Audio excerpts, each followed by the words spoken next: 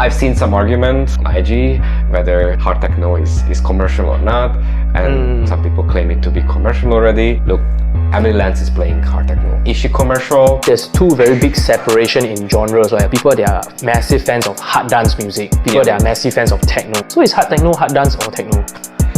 Wow, confused, yeah. Yeah, and the thing, like, hard techno is using elements from hardstyle. And hardstyle, I think nowadays is more commercial than before. So does it make it commercial or not? Well, originally, I guess my story is a bit complicated. I was actually born in Italy, then grew up in France, more or less. Had about a year and a half in South Africa, then came back to France. Then went to the UK basically, and mainly for studies and stuff like that. And those were like, I guess, the UK was like where I really, got into like music and all that. So I think that's a good place to be. I mean, what's your original citizenship? Oh, citizenship. Is it like French? Well, I've always been British. Oh. Yeah, so even though I was born in Italy and like... But do you speak the language? Because your name is like very French, right? Yeah, it's very confusing. I always have to like explain it to people. But you speak English, that's it? No, I speak French as well, because I grew up in France, so I went through the French education system. Do you speak Italian as well? I tried to learn a bit. Wow. Yeah, but... Damn, so many.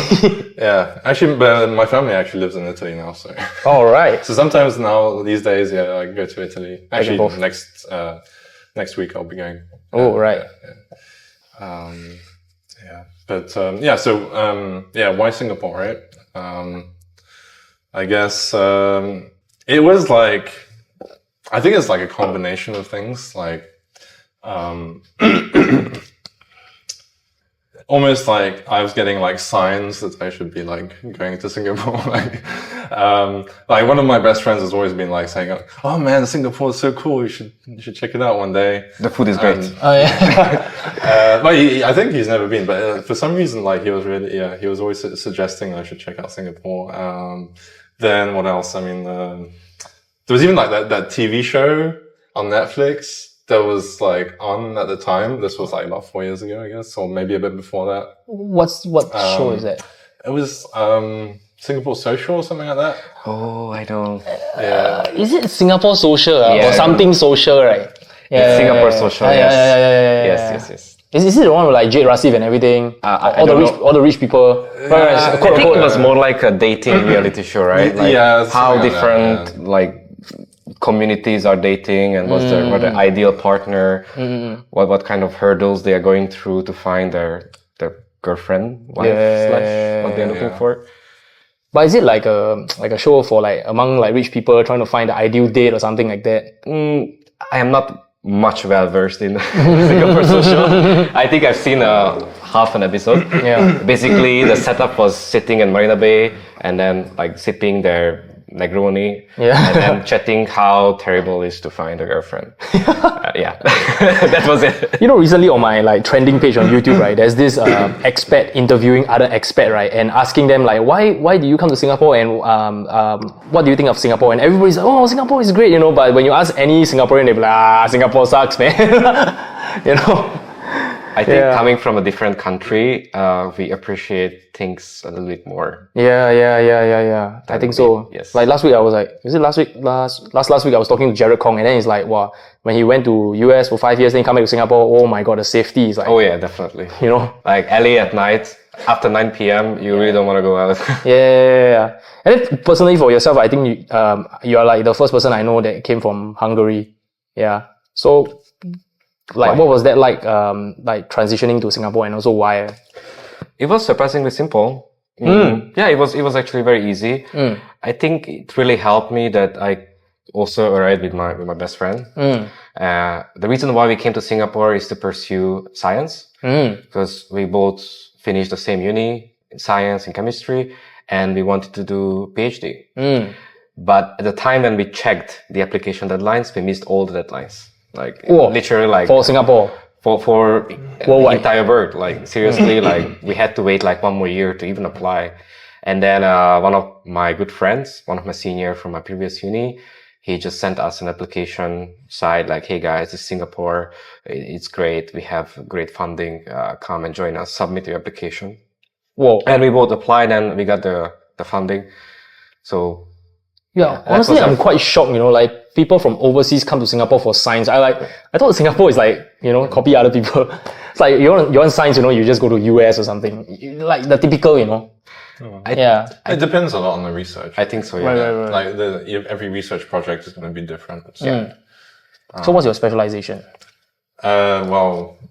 These days it's cancer research, I guess. Whoa. Yeah.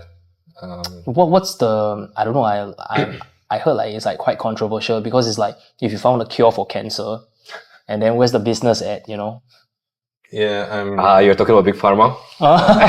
Is it, I don't know. Is Big Pharma controlling or some more sinister force? I think this is more like, this is like conspiracy theory. Right.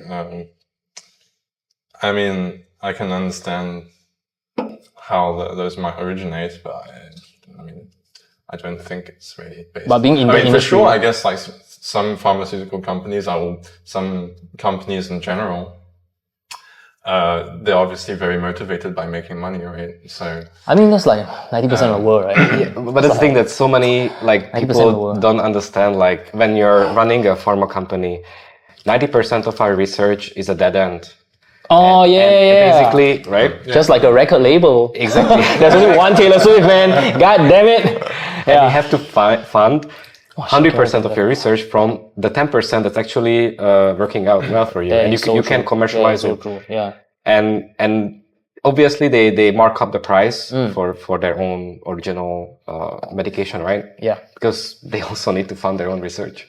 And I'm biased towards pharma because I'm kind of similar, my field. Wait, so you are like cancer research, which is what's the specialization?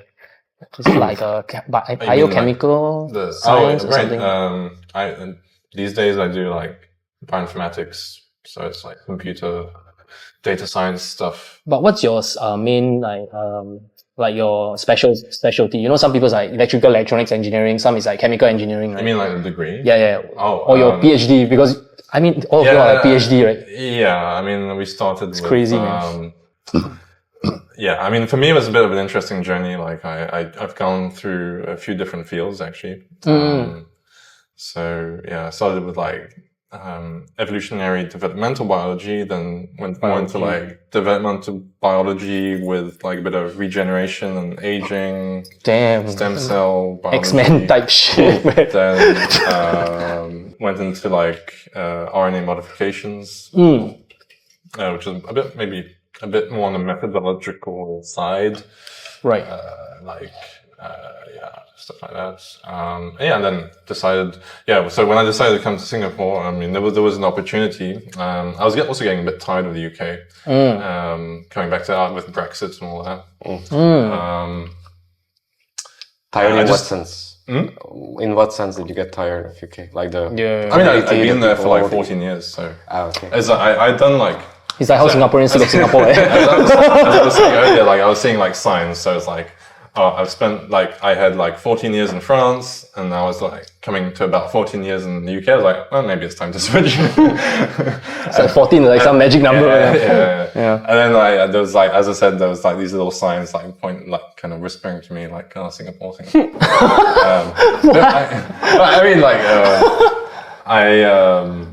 I actually have a lot of, I actually had quite a lot of Asian friends back in the UK. So, I naturally kind of like gravitated towards Asia in general in terms of interest. Like I was, I got these great Asian friends that I made in the UK. Maybe it would be cool to explore, what it's like to actually live where they come from, So I'd been to Japan quite a few times as well. I really enjoyed it. So Singapore is like the logical place. Oh, right. For English speaking. Want to pursue science, love Asian culture. It's like all the stars align. And then coming back to you, right? Then you're saying like it has linked to big pharma for you, like actually, Yeah, so I had personal reasons to work on cancer research. And wait, you guys doing the same course? I don't think No, anymore. right? No. But I diverted from that quite a bit. But like during undergrads, I had this mentality: I'm gonna change the world. You know, like all these small lions have the same same ideology that okay, I'm gonna do good things. Yeah. And I wanted to, and I actually started to work on cancer research as well. And then eventually I moved to completely organic synthesis, and I ended up becoming an organic chemist, which is the guy who is literally in the lab and mixing stuff and making compounds. Hence my stage name. We can circle it back to And then nowadays I actually shifted again, and I'm working on setting up an upcycling company in Singapore. Still doing research, but it's more like a researcher / PM role. So I'm helping. What's PM? Project management. Project management. So at the moment, we have a proof of concept, but we need to upscale it a little bit more. A proof of concept of what thing? Of our chemistry, that it works on a larger scale. But at the moment, we're trying to. Right. But what's this chemistry for? Is it like for health or? So we are basically upcycling polystyrene. Okay. And we can expand it to other plastic feedstock. So because of the thing, like people usually don't distinguish between upcycling and recycling. Oh, so upcycling is you degrade the plastic and then you make something valuable from it. Like it's either fuel or some other chemical feedstock that a larger company can pick up and then use it as a chemical for themselves, or you can use it as a hydrogen source. Because plastic is mainly carbon and hydrogen. Yes. Okay. So you can basically create a hydrogen fuel source in a more stable form. I just saw this TikTok, right? This African guy, he's like, hey, look at my recycling plant. So he's like shredding plastics. I've seen the same right? thing. Yes, just today. Is that right? So he's heating it up and collecting the vapors. That's the thing. So he's using pyrolysis. Okay. Meaning he needs a How the hell do I know that? Yeah, fuck. I'm not supposed to know that. Probably are. We're on the same TikTok. Similar algorithm is very similar. So basically what he does, he pyrolyzes the material, meaning needs a massive amount of energy input, talking about hundreds of degrees, right, to basically break down the plastic, and then he distill off the fuel, right, which is a good approach, but also it consumes a lot of heat energy, which is coming from electricity. In Singapore, it's coming from incineration. So amount of resource produced not equivalent to the amount consumed. It's not balanced. Yeah. Yes. Okay. So what we do, we actually use a minimal power input. Like we use literally LED lights, and then it can break down the polymer. We have another magical compound inside, which I cannot talk about it at the moment. Secret sauce. Oh, we're not even talking about music now. It's protected. We're like some intergalactic stuff. Yeah, but yeah, this is interesting, man. Yeah, like, dude, like your day job is really like so like engaging, really, you know. And we haven't even come to the best part yet about music. Okay, that one let's leave it for later. Okay. But what about yourself? Are you like something like him, where you're like jumping around like different subject matter, or you're just like focused on this one thing that you're doing? You mean on a day-to-day basis? Yeah. There's a lot of different projects, I guess. Especially since I'm doing like more like computer, like data analysis kind of stuff. There's a lot of Läbraatz running around in the lab.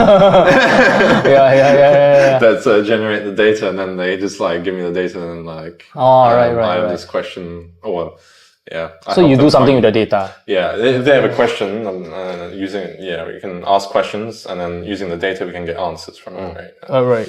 Yeah, pretty much. So it's my job to extract the answers for them from the data.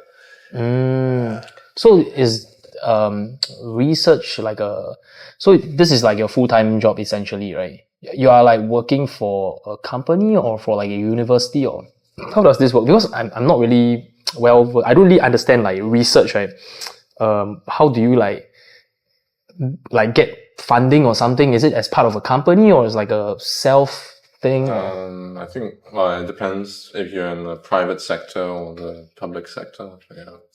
So like, yeah, public sector would be like academia. So, All right. academia, I think there's a lot of different ways of obtaining money. It could be charity donations, or it could be from the government. Or angel investor or government or whatever. Sometimes there's some links between private and public as well, I guess. Like, I mean, with companies, right? Right. Sometimes, yeah. So there's a lot of different ways of getting money, I guess. Right. Are you still in your like, PhD phase, or you already like graduated already? Yeah, that's long gone now. Long gone. Yeah.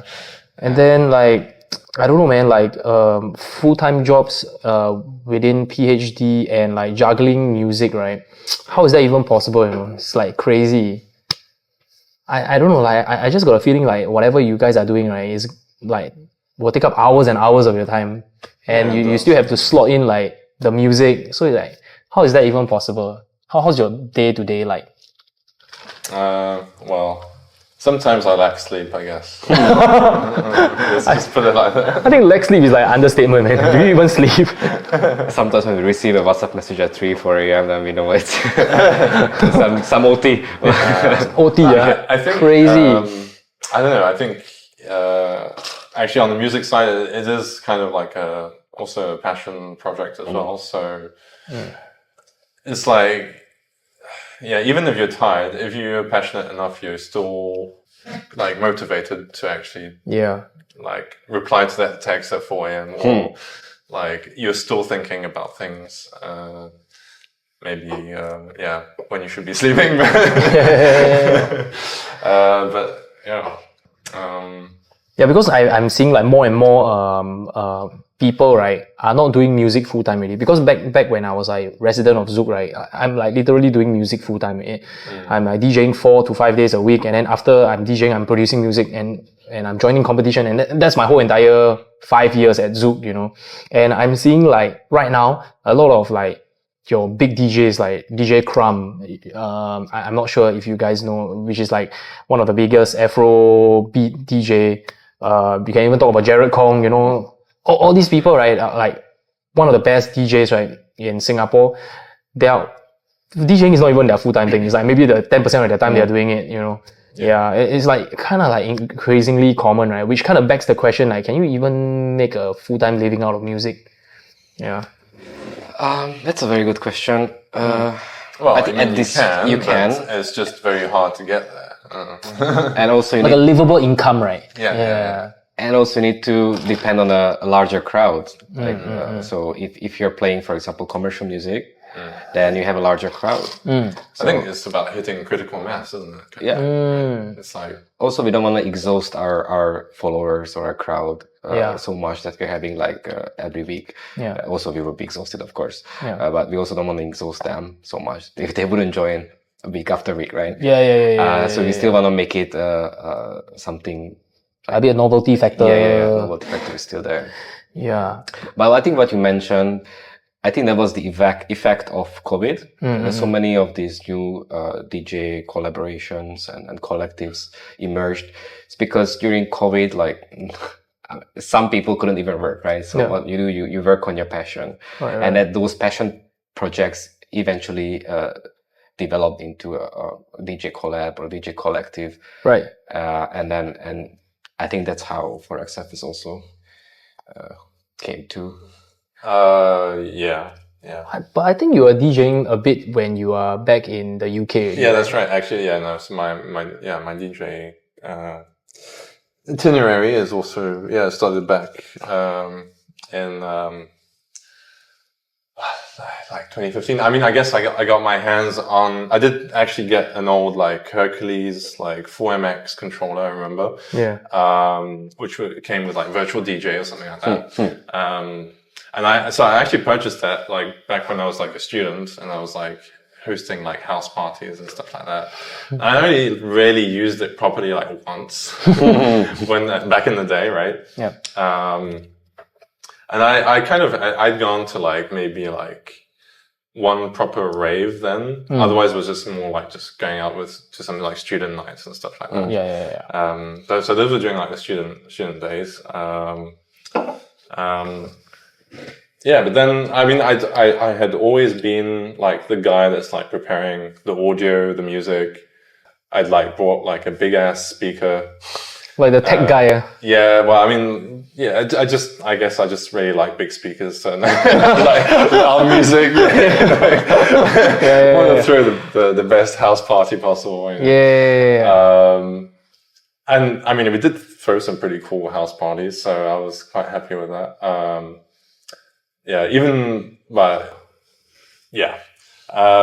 Basically, so yeah, those were the house party days. And so yeah, I always had this like experience of like preparing playlists. Right. And actually, for me, it always had a meaning. Like the order in which the tracks would be going to be played. Yeah. Some people just like throw stuff into a playlist and they just put it on random and then they just let it play, right? Yeah.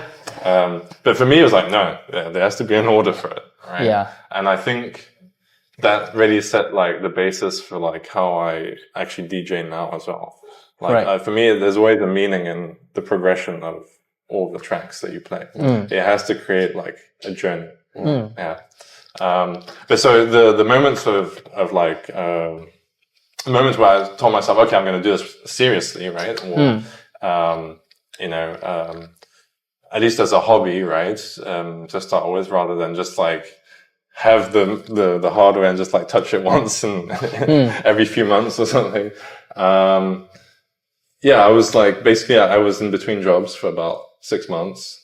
And during this process, I also like, I was moving house from my old housemates, which I'd been with for like 8 years or something like that. Right. And I moved in with another friend of mine who was also quite passionate, I think, about music and electronic music and stuff like that.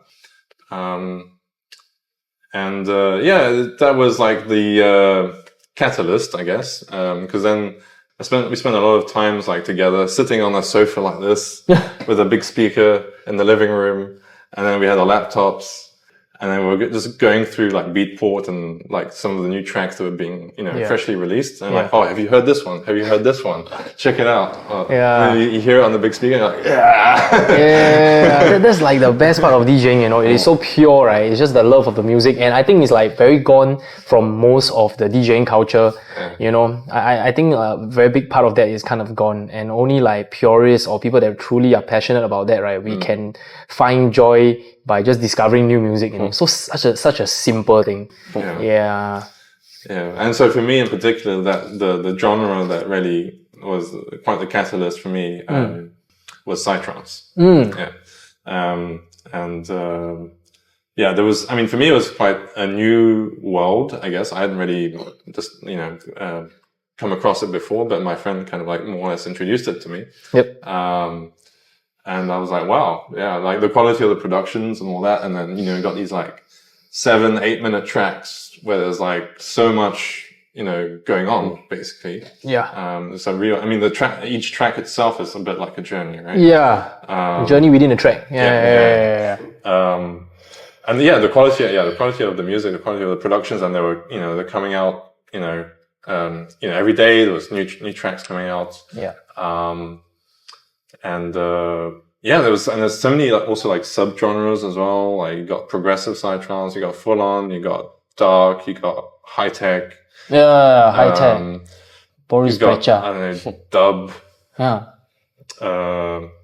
Hypnotic and everything. You got, I don't know, chill sci, chill sci, hard sci, everything. The range of BPM is like, all the way from like 100 to like 200 basically, more or less for psytrance. I remember like we went to like I think it was EDC.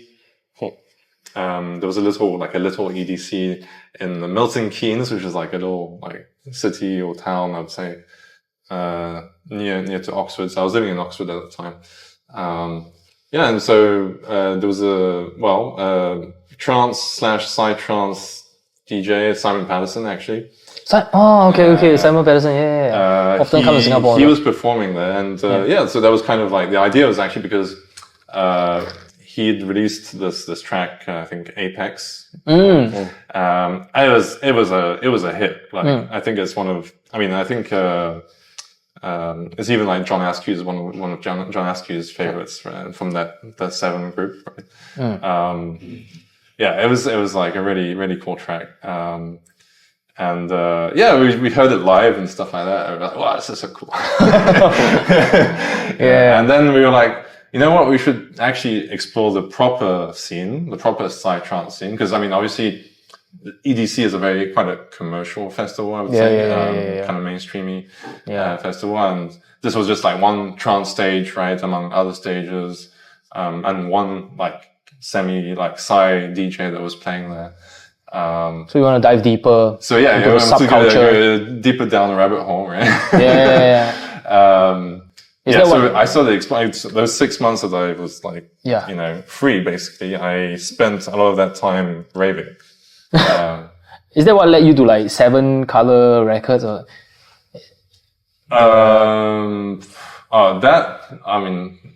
Encountering 7 Color Records was, when we basically I managed to find one of the few Psy parties that was happening in Singapore, I guess. But that was like after I came to Singapore. It wasn't like, before. So I had a great time going, exploring, meeting, in fact, like the Psytrance community.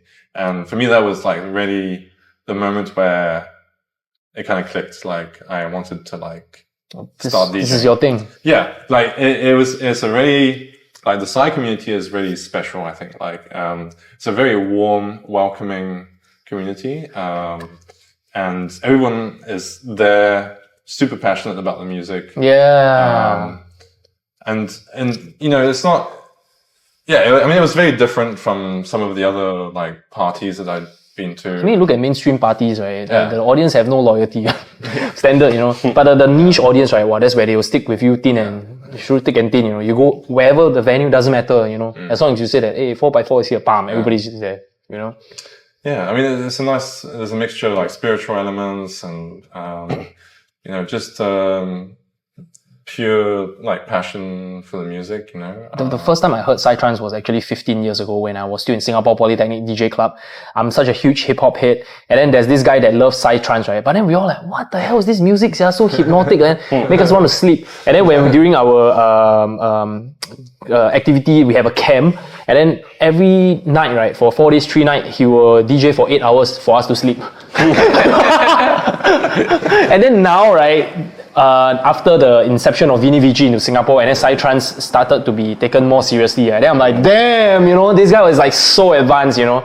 Yeah, and because like he couldn't kind of like realistically make a living as a Psytrance DJ in Singapore, especially, you know, a very commercial country, right, when it comes to music.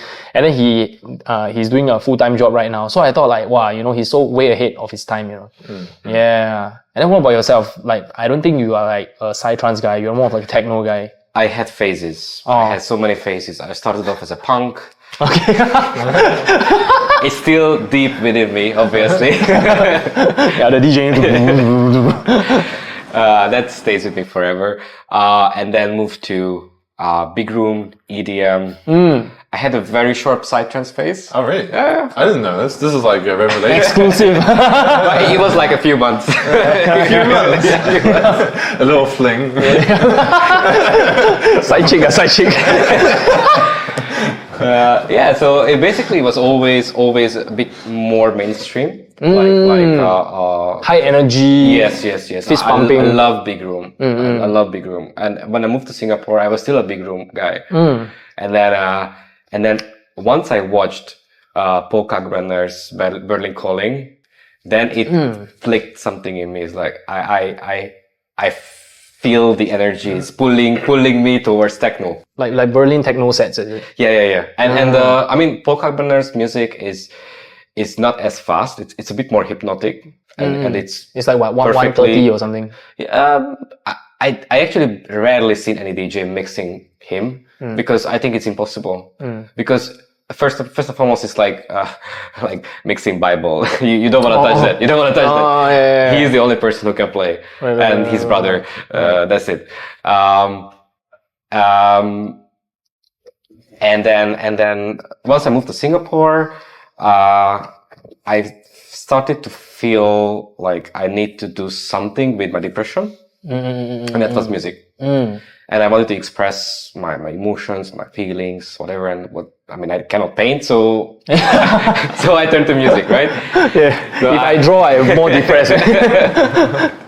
Yeah, I guess it's like a very common scenario for guys, right? When you're depressed, right, and it's like so hard to express yourself. Yeah, like, exactly. Yeah, I think it's just like in general for me. yeah. We just wear black and white. Yeah. So what I did, I bought this Tractor S2. Oh. It's like a very basic, but actually quite well designed setup. I don't know whether I think tractor is very technical kind of like equipment, but it's a lot of turntablism. But I like how they designed it, and the software, the tractor software is amazing. Right, I loved it. And I started to play around, but I didn't really take it seriously. I was just playing in my bedroom. When was this? Like 2016. Yes. And then that time I had a good friend here in Singapore. He was on exchange, and then he was organizing a community here called One Big Family. And they were throwing parties, mainly like techno, house, together with, I don't know whether you remember, a Fat Fish, Eyes to the Front. These were like 3 collabs working together. And then I told him, like, dude, I really want to play. Like, give me a slot. I was like, okay, do you know how to teach? I was like, no. Okay, you have 1 month. You have 1 month. Practice. Dude, this is a standard story, man. like, hey, I will wing it, Yeah. And then what happened? So, the reason why my name is plural, because my best friend joined me. So we were like a duo. Läbraatz, because both of us are chemists, right? And we are Läbraatz, so Läbraatz, hence the name. Still commemorating the plural in my stage name. So anyways, we had 1 month to prepare for this boat party. And we nailed it. It was amazing. I loved it. And then after that, we had like small gigs, university events, graduates, I don't know, welcoming parties. And then after that, nothing. And then I contacted Eyes to the Front, and then they offered me a slot. At that time, it was Sofitel. The Sofitel pool parties. Yeah. So I had 1 gig there, and it was great, but it was more like a housey vibe, like a very low pace, like 120, 125. But it was something I like. I never play anything I don't like. So obviously, I loved it. Yeah. And then again, nothing. And then that's when I met Fish Winters, and then he started to like mentor me, and then I started to work under Rainbow Raves. Right. And then after COVID, that was before COVID. I had I think my big debut at Canvas, the Iki now. Yeah, now Iki. Yeah. Yeah, that was. Well, if you know Canvas, then you're true Singaporean already, man. You are like almost Singaporean. You're here long enough. Yeah. That was one of the most memorable nights of my DJ career. Yeah. And then after that, I met these guys. And then since then, for XF. I mean, as you guys must have already known, right? Like when you are DJing, starting out, right? You are probably gonna do a lot of like free shows. Eventually, when you reach a certain like critical mass, like maybe the demand for your presence, like, hey, wow, we want to see 4x4 so badly until it's like there's so many people, and that's where you need to start charging, right? Yeah, but do you kind of have like a gauge in mind, like when will that be, when you will like finally, charge and eventually convert to full time?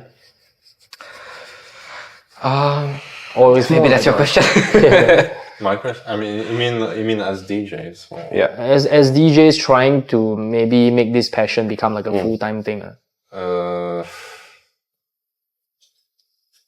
Wow.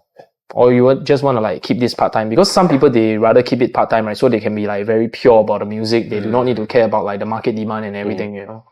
Yeah. I mean, I guess. Yeah, there is that thing of like when something becomes a full-time job, then you can kind of wear the passion away, right? But I don't know. I mean, you don't really know until you try, right? Yeah.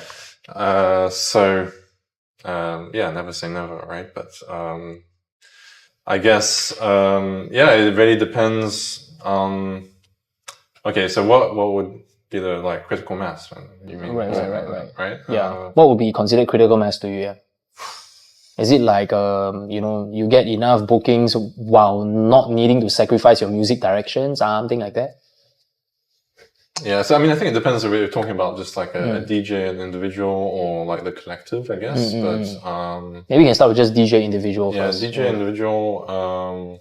Yeah, I mean, I guess if you get booked regularly, right, then there's an opportunity there to make enough money to cover, whatever expenses you have, right? Right.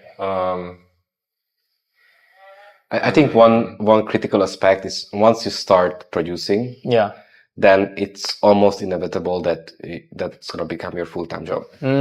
Especially nowadays, because how organizers are reaching out to you because they find your tracks, or they discover you on IG, or they. I think that's the most obvious way. That's a very good point. But do you realize that a lot of techno DJs are not producers? If you realize, a lot of big techno DJs are very good DJs, but they don't produce, and that's how they get booked. You know, do you think like production will give you an edge? Definitely. I think so. I think because as an organizer, when I see that a DJ is actually producing and I like his production or her production, I would consider it probably a bit more seriously. Right. Because even as a party goer, when I see check the lineup, and I see a name and I search and I find tracks that are amazing and it's his or her own production, then I know that's gonna be amazing. I must go. Yeah. Because like this day and age, so many people can DJ, right? Exactly. There's definitely something that looks nice on the DJ resume. Right? Yeah. If you're also a producer, right? Yeah.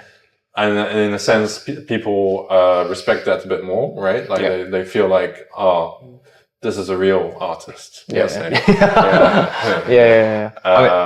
Okay, to be honest, like Carcox, I'm not sure whether he's actually producing. I don't think he's producing. I mean, he got some singles, but he's primarily known for the DJing. Yes. Yeah, the very technical DJ. Exactly. I mean, he's legendary. Yeah, he's legend. Yeah, of course.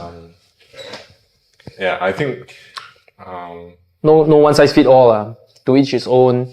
You know. Yeah, I think there's a. But production is like kind of a more common route to success or something. Yeah. For sure. I think so.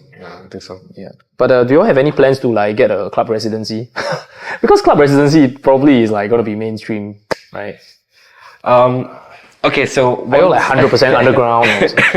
Yeah, I'm just gonna stick with underground. I mean, actually, that's a interesting question. Like, when do you consider a genre underground, and when do you consider it commercial? Yeah. When does it become commercial? and it's actually a difficult question for me too, because I'm playing hard techno most of the times. Yeah. And now hard techno is picking up. Yeah. So at some point, people will claim it as a commercial, and to be frank, I don't mind it because it only means it has commercial value and it has a bigger outreach.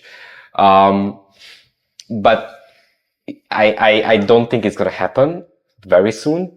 But I see that our crowd, especially for hard techno, it's growing event by event, and I see new faces. Yeah. Obviously, I'm very happy about it, and it's great. I've seen some argument on IG whether hard techno is commercial or not, and some people claim it to be commercial already. Look, Emily Lance is playing hard techno. Is she commercial? I mean, there's two very big separation in genres, right? Like people that are massive fans of hard dance music, people that are massive fans of techno. So is hard techno hard dance or techno? Wow, confused, yeah. and the thing, like, hard techno is using elements from hardstyle. Yeah. So, and hardstyle is I think nowadays is more commercial than before. So does it make it commercial or not? I would say it's music. You love your music, then I don't know doesn't matter. I mean, I don't know how popular hardstyle is in general, actually.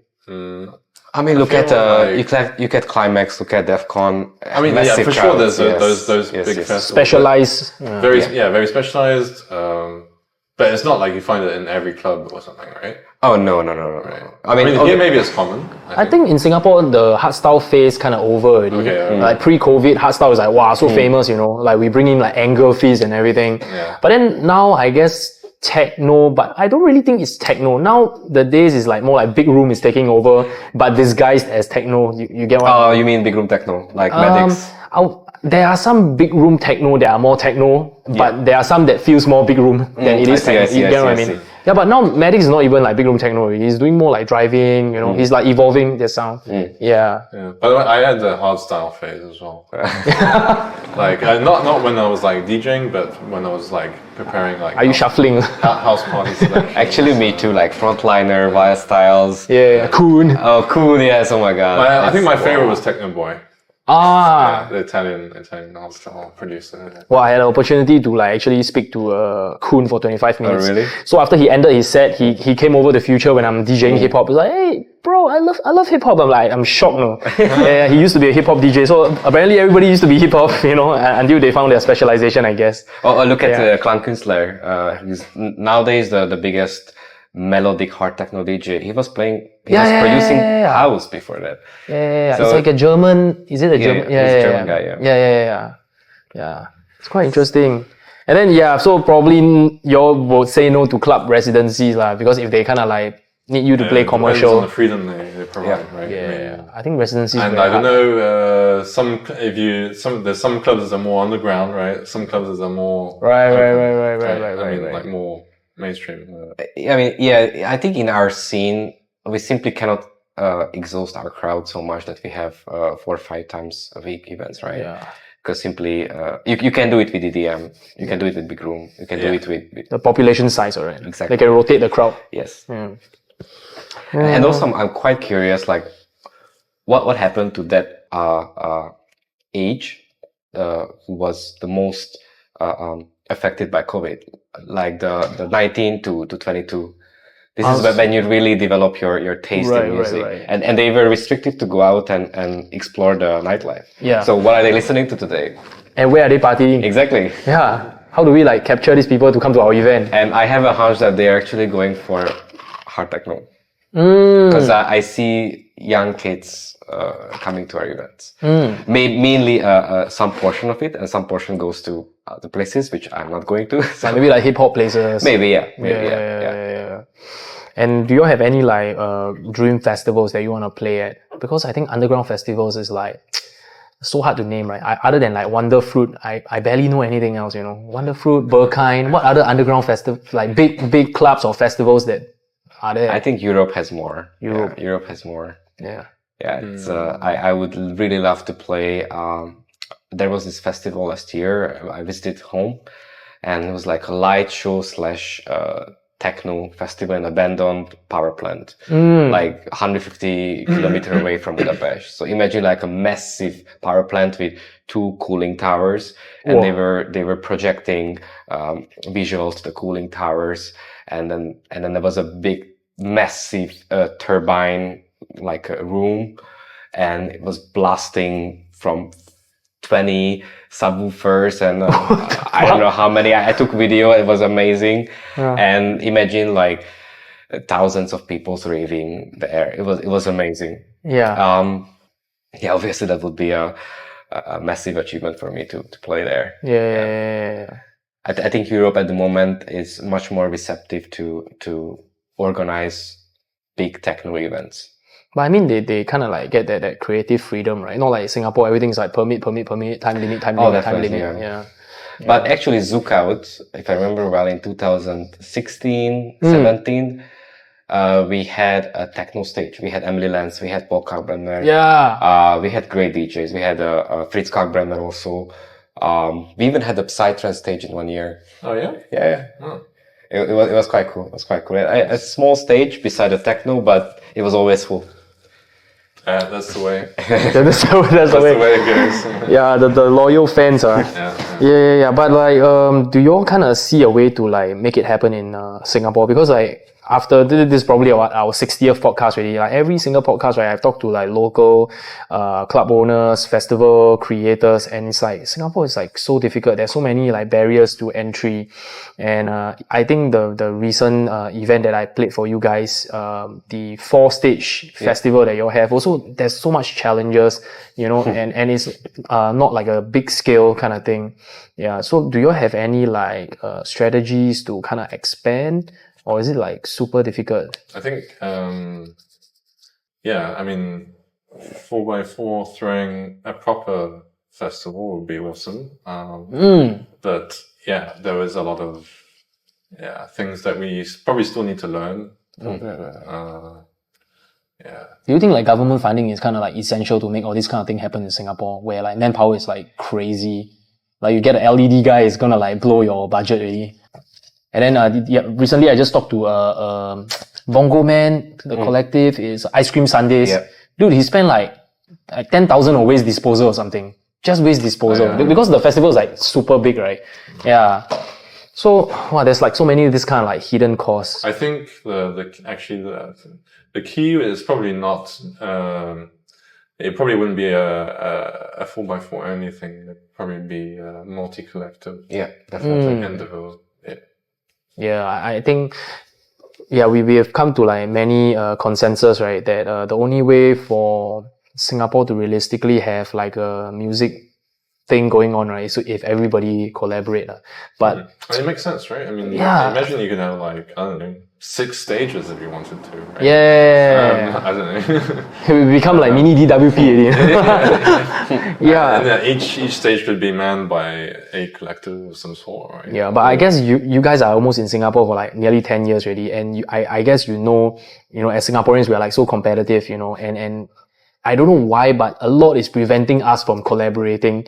Yeah, but for you guys and 4x4, you are like literally pulling people in. You are like kind of like breaking the norm, and I guess showing the DJ scene like a better future in a sense if everybody collaborate. But like, do you all have any like, I don't know, like maybe like a word of advice for people that are like very hesitant to collaborate? Just be open-minded. Yeah, I think that's one of the most important thing, and obviously we're gonna have issues to discuss, but we can discuss it collaboratively. Right? We are trying to make something happen, and we have to have good. It's like a relationship. We have to have a good communication. Yeah, to understand each other. Yeah. I think it's just maybe the people that are having second thoughts about collaborating are potentially driven a bit by some fear, right? Yeah. And that doesn't, I mean, this sounds very Star Warsy. It's a trap. But isn't it? Doesn't Yoda say something like this? Like the fear leads to darkness or something. like Sith Lord. Sith Lord. But yeah, I mean... but I mean, maybe is it like creative control? That's the reason why people don't want to collab or something maybe, like that? I mean, I think... I think there are some other reasons as well. Yes. But I think sometimes it can be like some slight paranoia about effectively... I don't know if they think it might affect the brand in some way. But it's for sure, okay, it makes sense that the collectors that collaborate should have some overlap understanding, right? Of course. Yeah. Like we would not collaborate with someone that's like mainstream. From a punk rock band. I would do. I think the crowd's actually overlapping. I'm pretty sure about that. But I mean, maybe we should be more open-minded. I think. No, I think what happened last time on the 4X Fest is that we chose our partners from a different community, right? So. We had a house stage, we had a drum and bass stage, and then we basically look after the Psy and the techno stage. Yeah. So even though the crowds might be overlapping at some point, but we are from 4 different subsections of music, right? Right. So obviously we're not cannibalizing each other's crowds, right? And maybe that can be potentially a fear of another DJ collab. It's like, oh, this guy's gonna cannibalize my crowd, so we cannot do anything together. A good example is like when I want to throw my techno event, I have a revelry night called Techno Never Dies, and then I'm just looking at marquee, Will Sparks, okay, I need to shift my dates. It's like so difficult. I know. I'll go Will Sparks myself.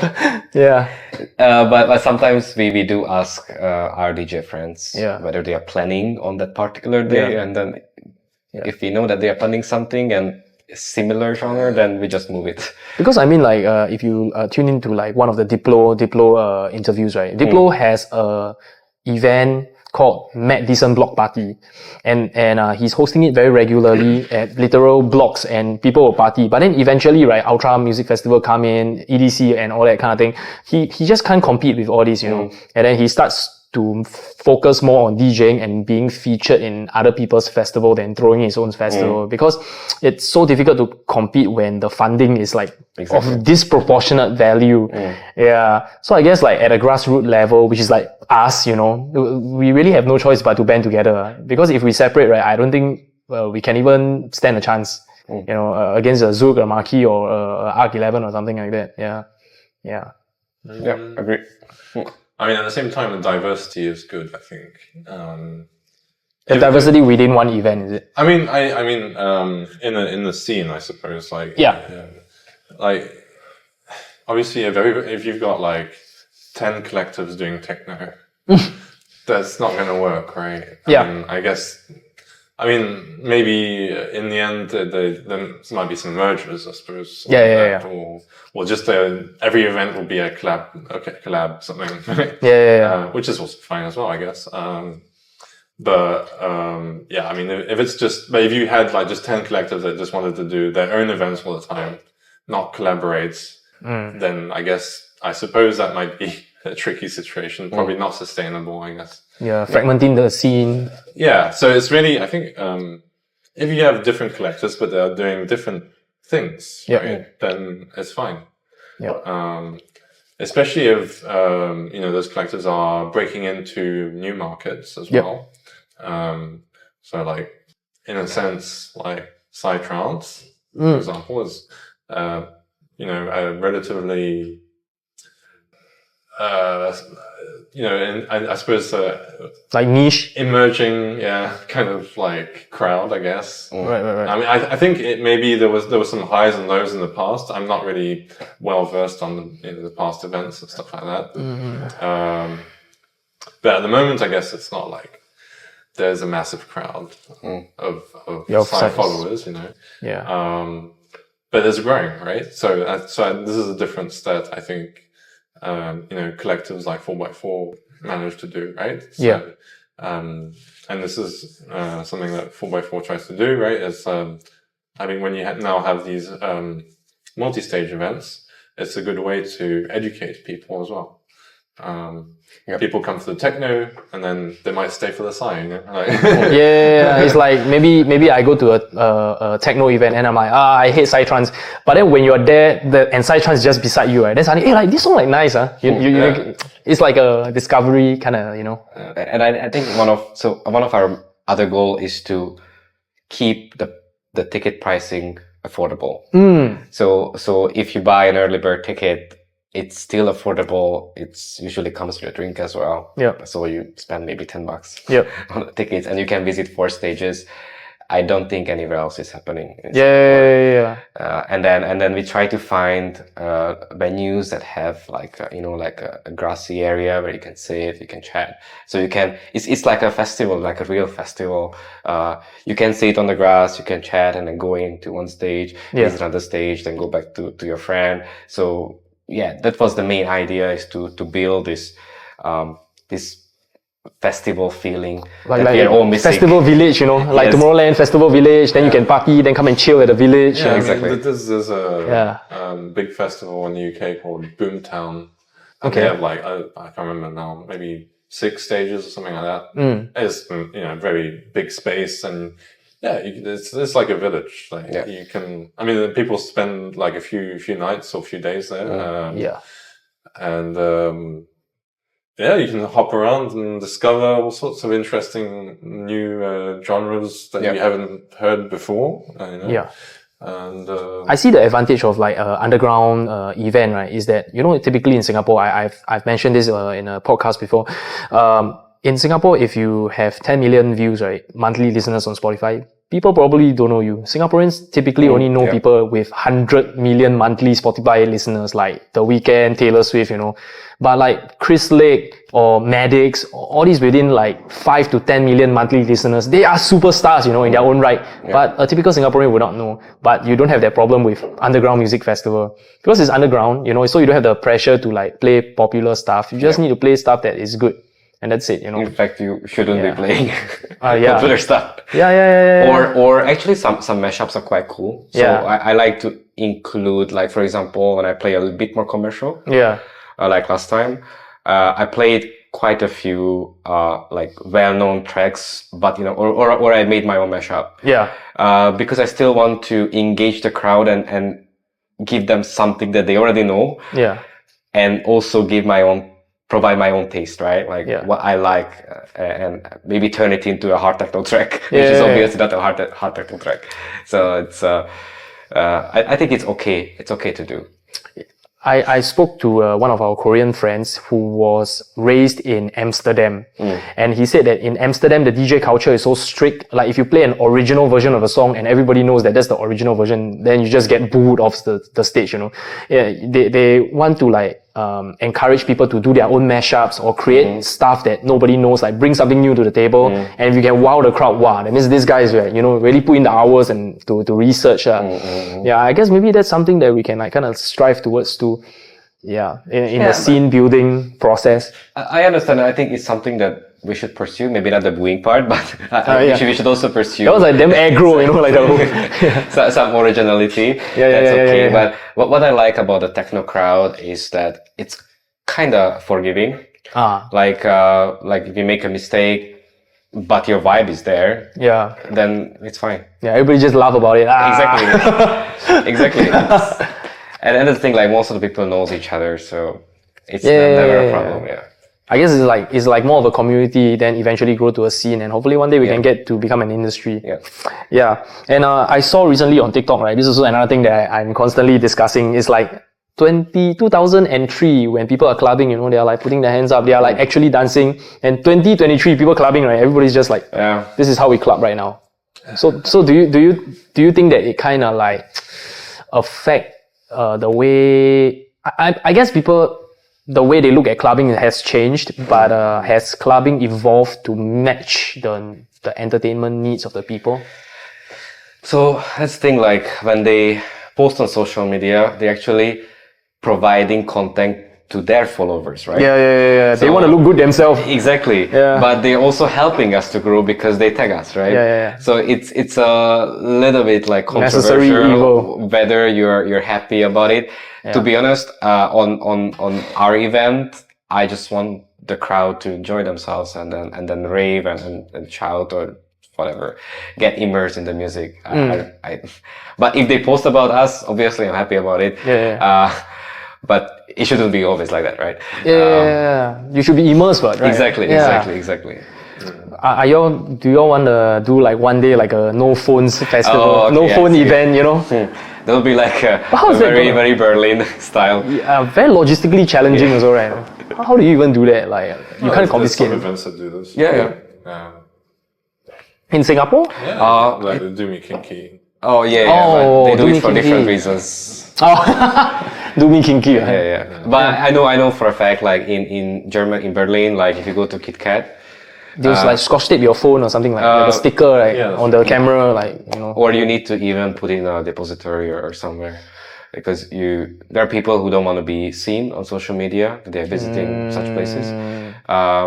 That's one thing. And another thing also, they don't want to disturb the vibe, as you mentioned with the phone. And people are very self-conscious. Exactly.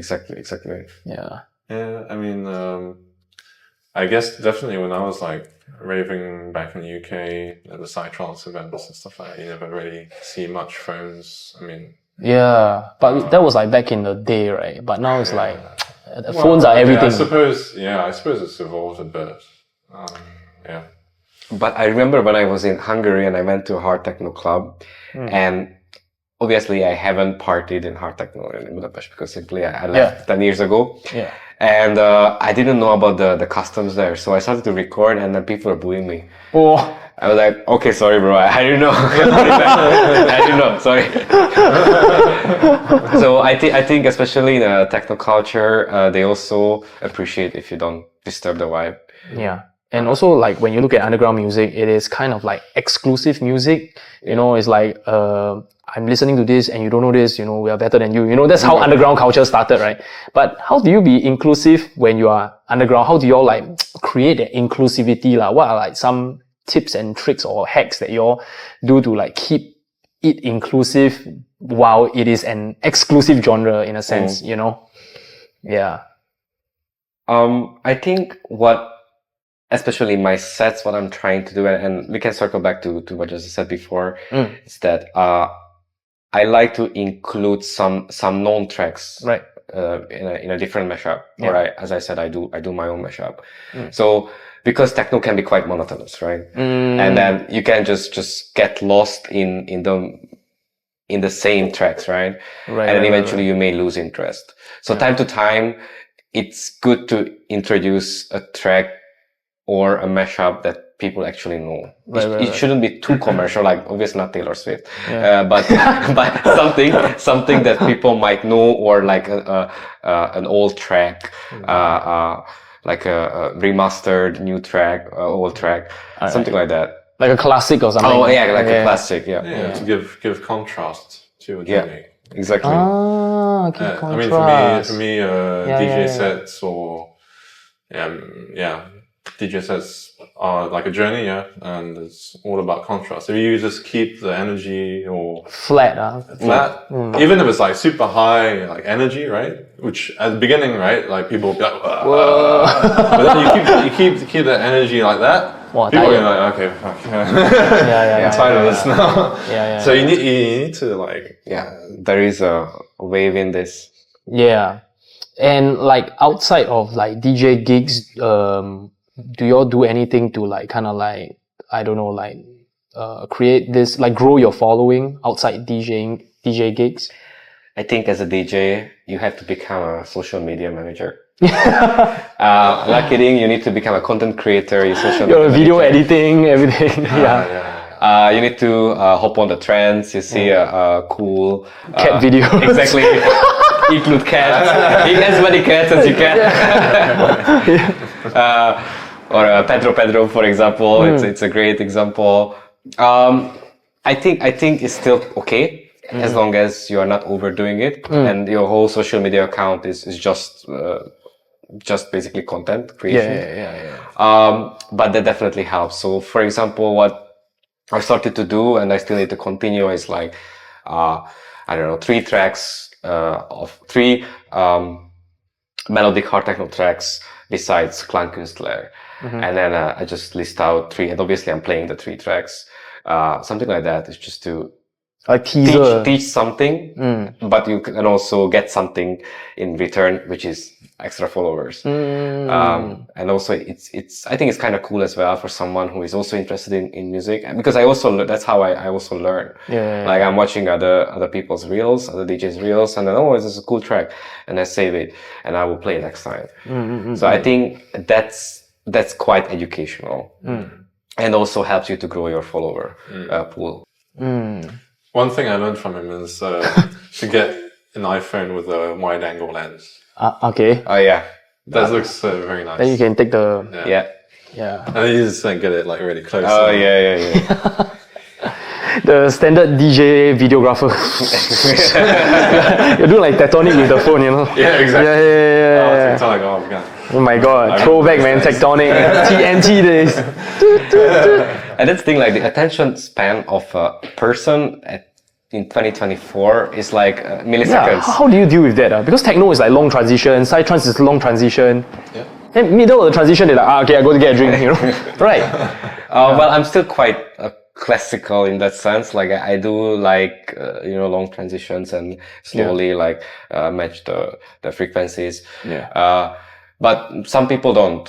Some DJs don't do that, and it's perfectly fine.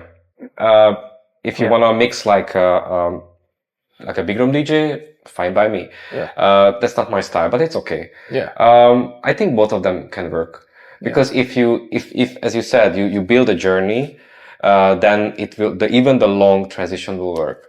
If you don't have a journey and you only have long transitions, you have a flat energy throughout the whole set, then it's never gonna work. I'm such a fan of the journey, right? Where you do long transitions, like maybe like 32 bars, right? And then you can see like the song that's exiting, right? Yeah. The elements slowly like kind of like strip away, and the song coming in like fill up. It's like they are replacing each other, and that is like some sort of magical. Yeah. But when I was a resident at Zouk, right, and I tried to do that, oh man, I lose like so many crowd, like 200 people just gone. So I just realized like in Asia, especially when we are like so impatient, right? We just need to do it, fast. And there's like a place for this kind of things where like you're true connoisseurs of the music. I think it's because of different style of DJing. Like, for example, I love laid back look. His DJing style he's obviously mastered it. Yeah. And what he says is maybe he plays like 30 or 40 seconds of each tracks, but he has a pack of tracks, 3-4 pack of tracks in mind that he knows that it will work well. So he just plays that pack of tracks, and then he moves to the next one. And then he gauges the crowd, like, do they like it? They don't like it. If they don't like it, they just move to a different genre. Or if they like it, then it stays on it for a few more, I don't know, tracks or whatever. So that also works very well, but you have to adapt to these DJs. So like an open format DJ. Yeah. Open format DJ, I really look up to them because, what they do is extremely hard. They have to be well versed in all kinds of genres, right? Yeah. And they have to jump to the new track quickly. They have to make their own build up, their own intro, their own outro. But that's a very different style of DJing, what I usually prefer and what I usually do.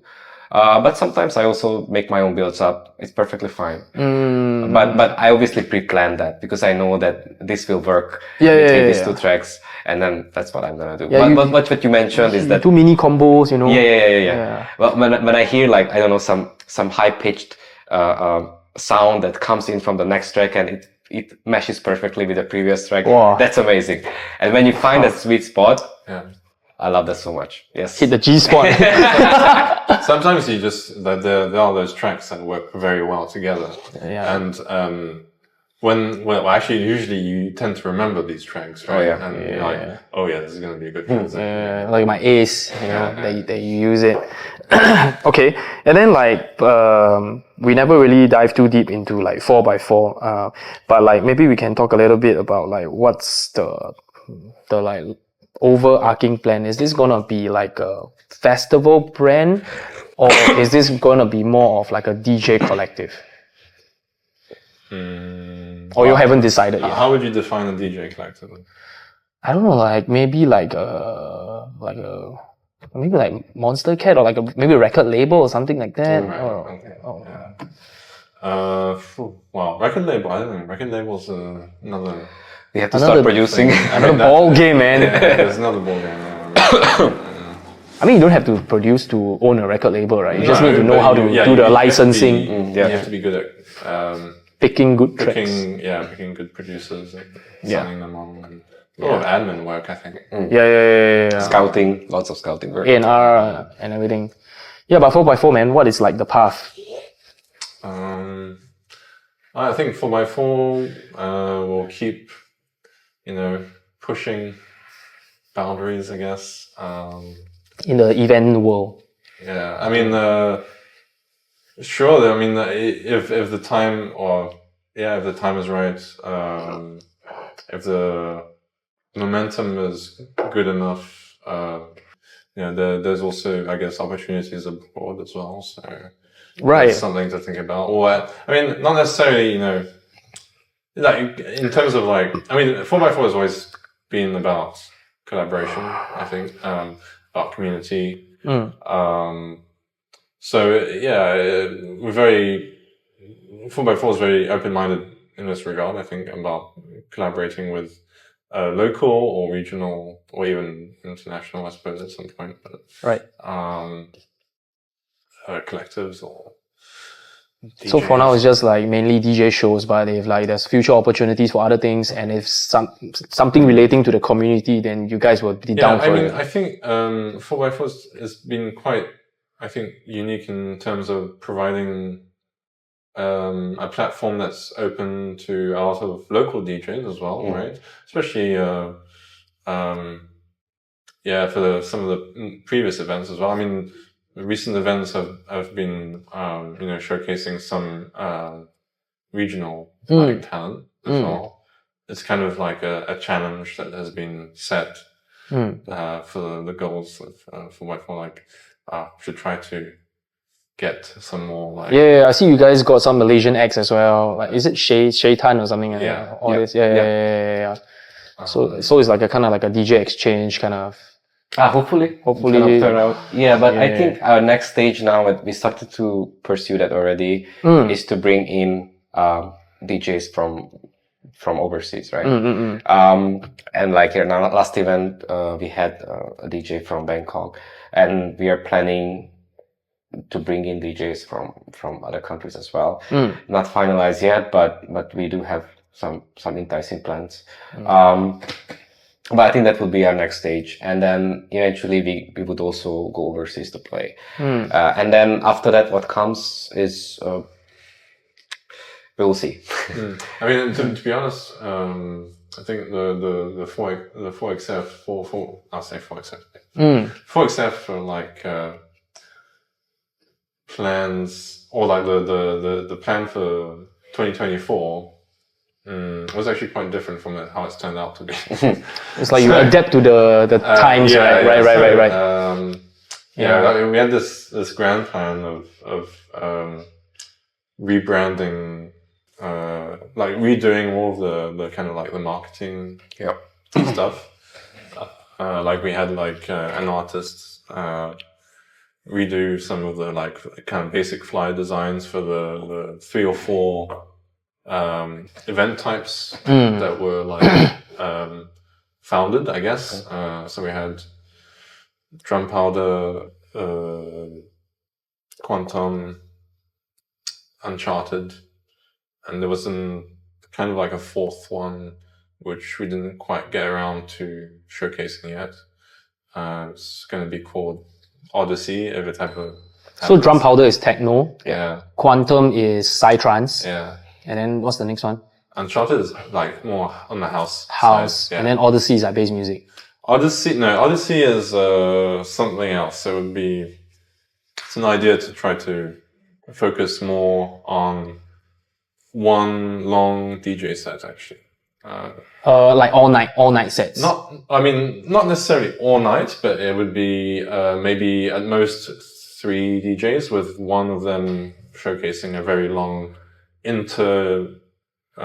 genre kind of maybe like a 4-hour set.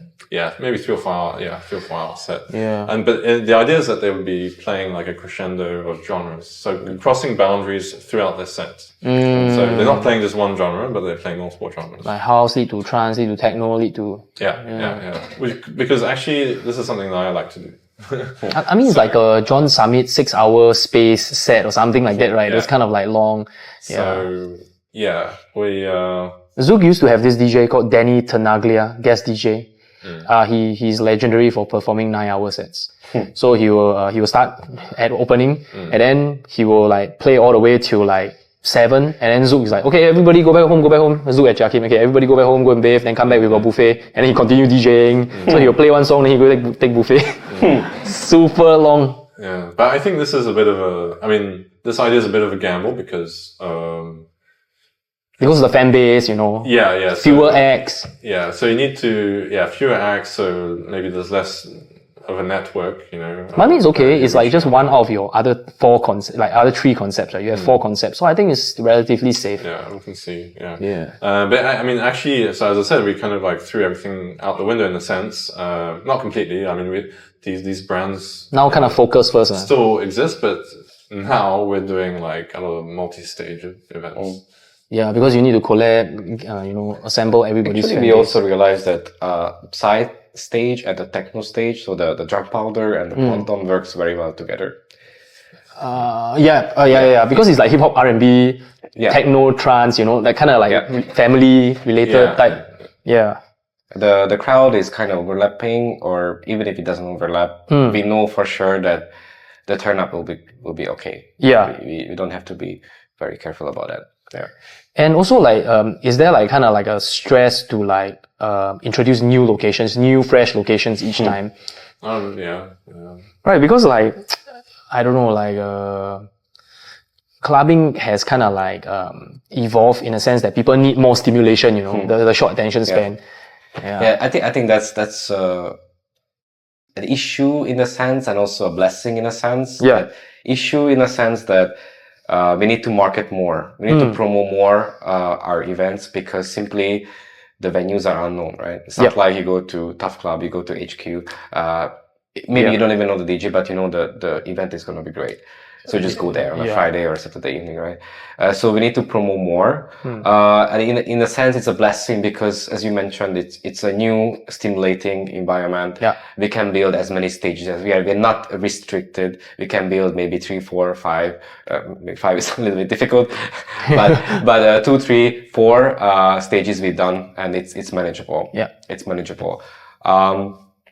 So I think that's why people are more inclined to maybe join those events because it's a completely new experience. Yeah. But again, it's always unknown venue. Yeah. So we have to build up the crowd for that venue as well. But I think people like something new as well.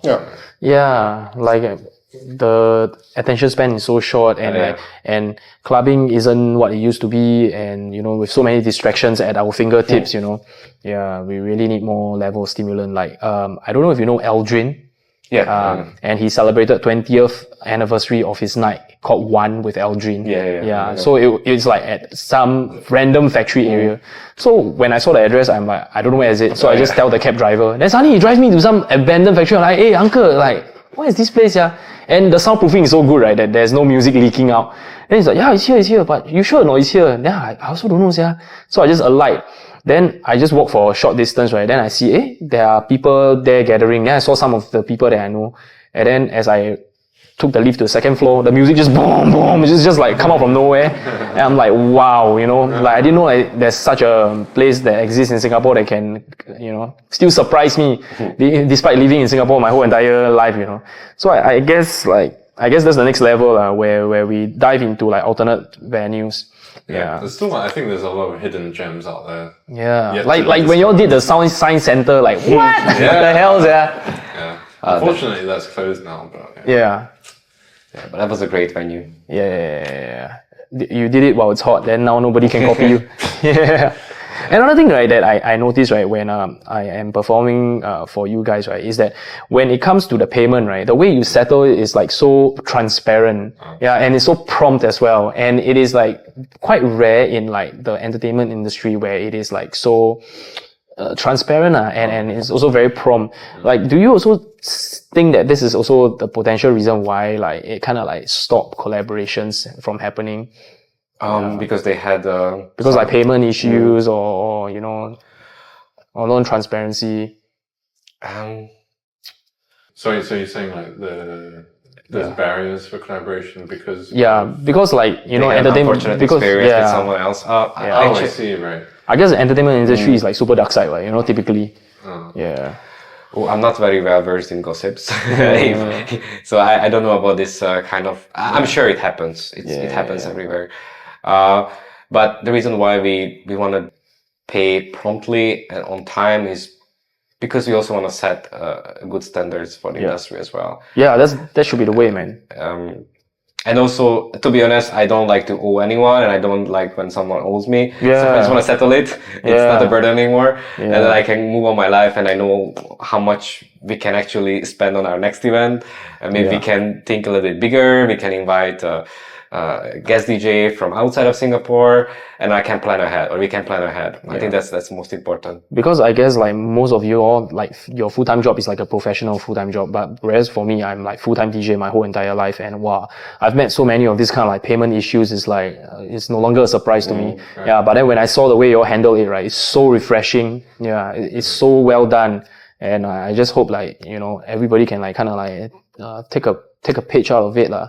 Maybe you all can like publish a 4x4 how-to manual. We were talking about that. Actually. Yeah. I mean, but for internal means. Like maybe you have like more team members. Not for publishing to, do you know like was it Netflix? Netflix, right? They actually had like a 163 page long culture bible. Like this is our company's culture, and then they just publish it online and let everybody like emulate. And till this day, like Netflix seems to have one of the best like company practices.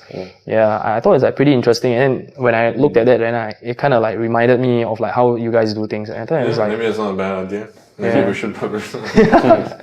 Okay, then before we end this off, right, I just thought of something new. Like maybe we can do like a quick fire questions, okay? So I'll ask you like a A and a B, and then you guys will choose, okay? Okay. Yeah, I've never done this before, but let's do it. I need to open a beer for that. Yeah, wow, hey. I think I'm the only one drinking this here. Cheers. Cheers. A bit late, but yeah. Cheers. Oh, you finished already? Damn. Okay, so the this or that lah. Okay, so you answer first, then you answer. Okay. So are you a day person or are you a night person? Night. 2 seconds. Definitely. Depends on what I'm doing, I guess. Night person. I mean, from your text, definitely a night person. Yeah. 4 a.m. WhatsApp I text. just always want to have like more time in the so that then it goes into the night. So. Yeah. And it kind of create a lack of sleep. That's why I like the same pattern, same for all of us. Okay, second one is headphones or IEMs, in-ear monitors. Like headphones, or you want to like earpiece or headphones. For DJing? Yeah, for DJing, for personal use. It's HD25. HD25 standard. Standard techno. You can't go wrong. I've never really spent enough time to compare. Yeah. So it's always been just headphones for me, I think. No. And next one will be Detroit techno or Berlin techno. Berlin. He's so sure of himself, you know. 3 seconds, bam. I like this one. I also need to think. Yeah, I'm like I was like researching on like the differences, but to me it's like quite subtle, you know. I mean, okay, the roots are from Detroit. Yeah. So people. Hey, later the internet people fight you, bro. Yeah, but I don't want to say that because the German people will claim the techno, and they are rightfully claiming. But definitely the roots are Detroit. So yeah. It's all a mix. So. So like I have to pick one of the two. Yeah, A or I mean this or that. I guess Berlin, I suppose. I guess. And more money or more free time? Ooh. I really appreciate my free time. Yeah. Yeah, free time. Yeah, I think like if like this question was posed to like our father's period, right? I think they prefer more money than yeah. But now time, man. Yeah, same. And then do you prefer to party all day or be zen all day? You can only choose one. If you asked me 10 years ago, party.